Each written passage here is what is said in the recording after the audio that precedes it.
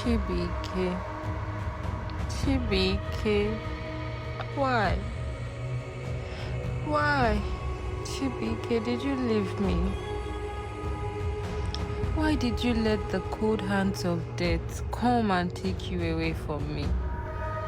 When we had so many plans, so many dreams, we used to laugh at the ridiculous traditions and rituals that widows are subjected to.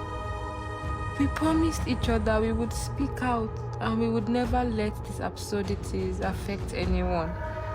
But now, Chibike, no one is speaking for me.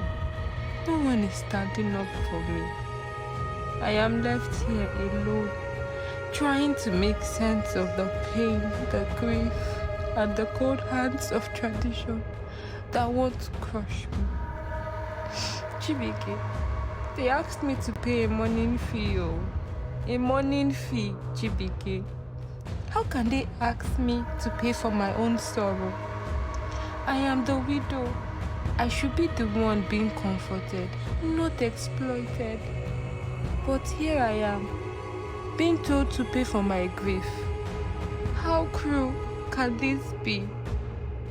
Oh death, if the morning declares it will be well, let the afternoon rise and refuse.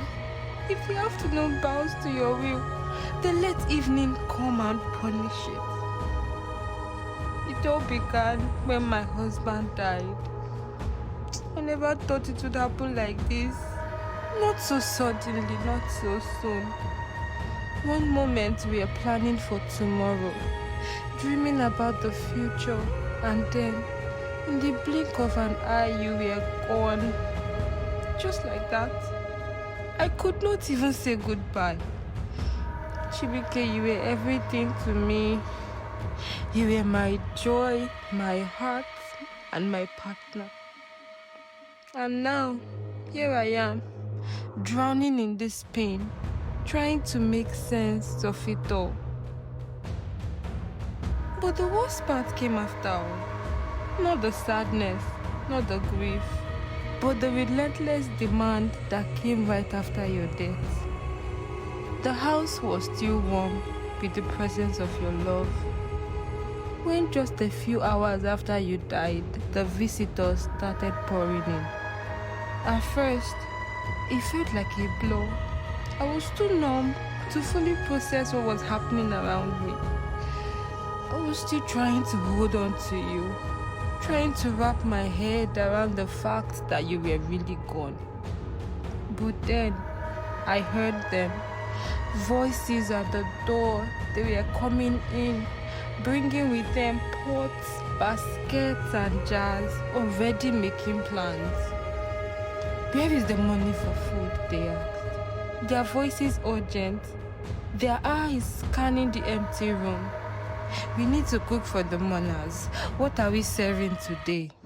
I could hardly breathe as they kept coming, asking for more and more. You need to pay for palm wine, one of the women said, her tone unyielding. At least 4 gallons. If there is no palm wine, there is no event. She stared at me as though waiting for my approval. I was still in shock, trying to hold myself together, but it just kept talking, kept demanding. Where is the Umada's money? Another woman asked, her voice sharp. The widow must pay. If there is no money, there is no respect. Do you hear that, Chibike? I am the widow, and yet I am the one who has to pay for everything. The house that once held laughter, the love we shared, now it felt like a marketplace, filled with voices asking for things that did not matter. Why are they hungry? I wanted to scream. Why are they demanding food and wine when I've lost my joy? I've lost my heart, my soul. How can they feast when I'm left here to die inside? How can they ask for all of this when all I want is to feel you next to me? How can they ask for so much when they should be here comforting me instead? But I didn't say this out loud. I couldn't. They were all waiting, expecting, watching. I could feel their eyes on me, calculating my every move, measuring my worth by the things I could give: the morning feed, the money for the drinks, the respect that had nothing to do with the love I had for you. I wanted to say something, anything, but my throat was closed, my chest was too tight to speak. Instead, I just nodded, my mind numb as they began to argue over the quantity of food and how much money was needed for the proper supplies. I felt like they were erasing me, erasing us, turning our grief into a transaction. I sat in the corner watching them hustle and fight over food and money. I could still hear the sound of your voice, your laugh echoing in my mind, but it felt so distant, so out of reach. And then it hit me. This wasn't just about losing you. This wasn't just about my grief. This was about everything they thought I should be doing. The rituals, the expectation, the way they told me I had to mourn, the way they told me I had to dress, what I had to eat, when I had to speak, when I had to stay silent. They told me when I could be sad and when I had to be strong. But why, Chibike? Why was I being treated like this? Why did they think they had the right to tell me how to feel, how to mourn, how to be? As the days passed, the pressure mounted. I was taught to only wear black, no color, no brightness, just black. As if clothes could absorb the sadness in my heart. I wasn't allowed to dance, to laugh, to celebrate life. I had to live in isolation, alone with my grief, alone with these people who did not understand. Then came the day when they gathered around me for the ritual.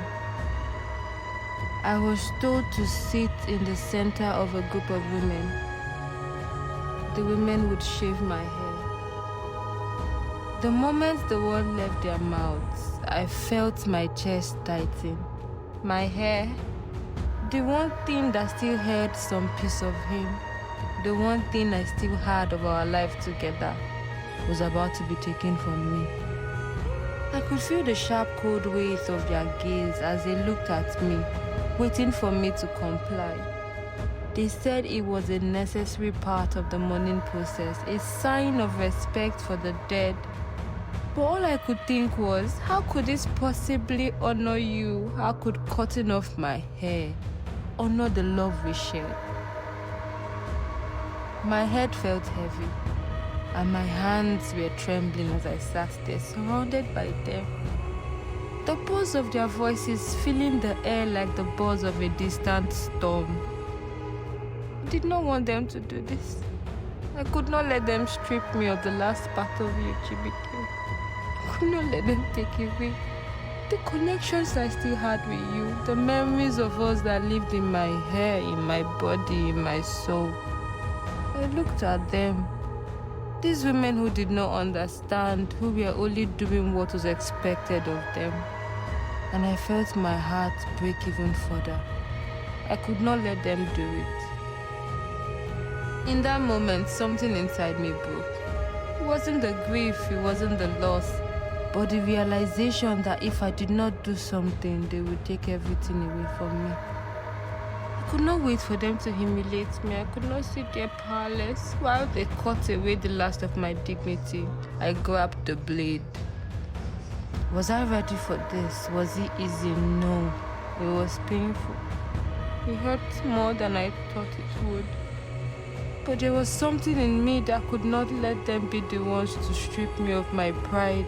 I wanted to beat them to it. I took the blade and I started cutting. Each snip was a declaration, a loud defiance. To the people who thought they could control my grief, each lock of the hair that fell to the ground was a victory over the rituals that tried to erase me. I did not care that the women were staring, that they were shocked. I did not care about their judgment. In that moment, it wasn't about tradition.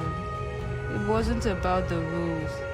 It was about me. It was about my right to mourn how I wanted, to live how I wanted, to love how I wanted. When I finished, I stood up and I looked at myself in the mirror. The woman staring back at me was different. Shocked, vulnerable, yes, but also strong. Stronger than I had been in weeks. My head was bare, but my heart, my spirit was free. I had done it. I had taken control of my own mourning. I had decided how I would grieve. And for the first time since you left me, I felt like I had